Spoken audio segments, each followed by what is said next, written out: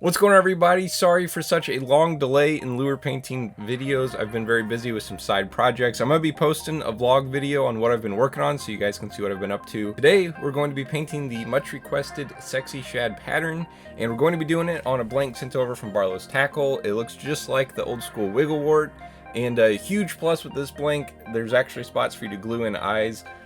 Some people are not very good at painting the eyes on, so I'm pretty excited that there's a blank where you can just glue the eyes in, keep the bait looking fresh. I think this pattern is going to fall underneath the easy lure patterns because we're only going to be using 4 different colors. Without wasting any more time, let's go ahead and we'll paint this bait.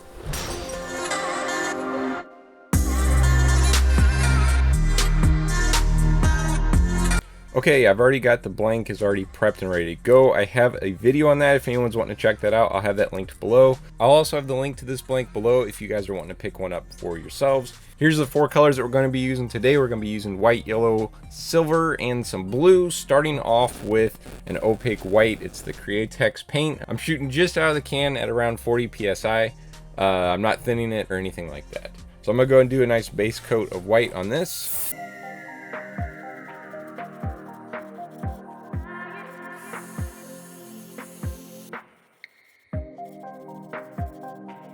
Got the base coat of white on. Now would be a good time if you wanted to do some pearlized white on the belly if you wanted a little bit more of a sparkle out of this bait. I'm keeping it simple with just these 4 different tubes, but that might also look good too with a little bit of pearl white on the belly. I'm going to go ahead and move on to the opaque yellow, again from the Createx, and I'm not thinning it or anything like that.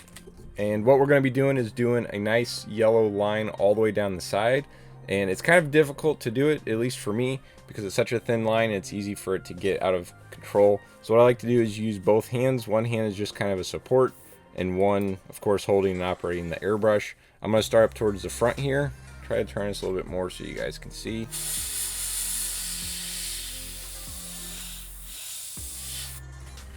And that's really all there is to it. It's a little crooked. Something you could do that might help a little bit is if you turn the air pressure down some, you're not going to have quite as much paint coming out at once.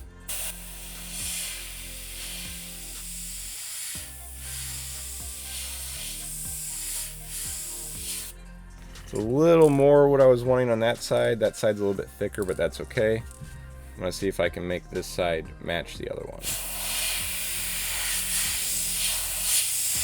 And I'm holding the airbrush, I don't know if you can see that distance, pretty close to it, and barely pulling back on the trigger to get those thinner lines.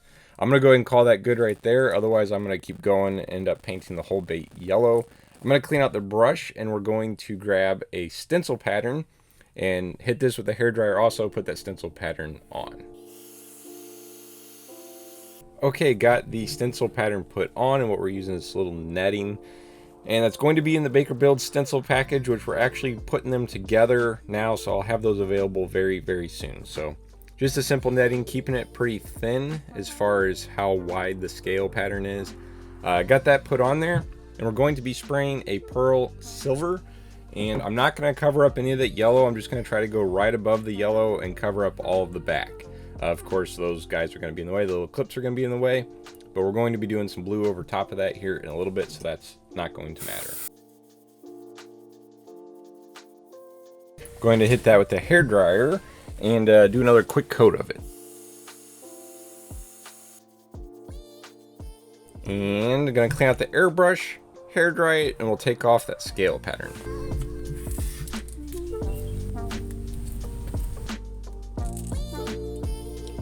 There you go, got a nice little silver over top that white. I did get a little bit of silver onto the yellow, but I think it looks beautiful. Last color up is this blue. Gonna do that just on the back of the bait. And kind of fading it into that silver just a little bit.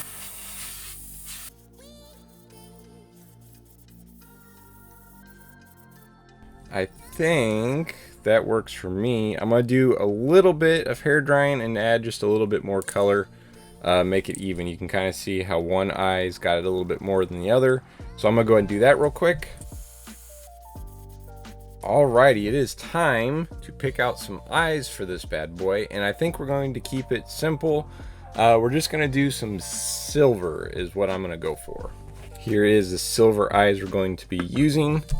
and of course some gel super glue. Then we're gonna slide the eye off the paper, off the tweezers. Okay, and then I'm gonna do the other eye. And as always, I like to get the eye ready before I put the glue in. And there we go. Simple pattern, easy to do, but effective bait. I'm going to let these eyes dry. I'm gonna let this paint and this glue and everything dry for a little bit, and then hit her with some clear coat, and then we will take a look at what she looks like all finished up.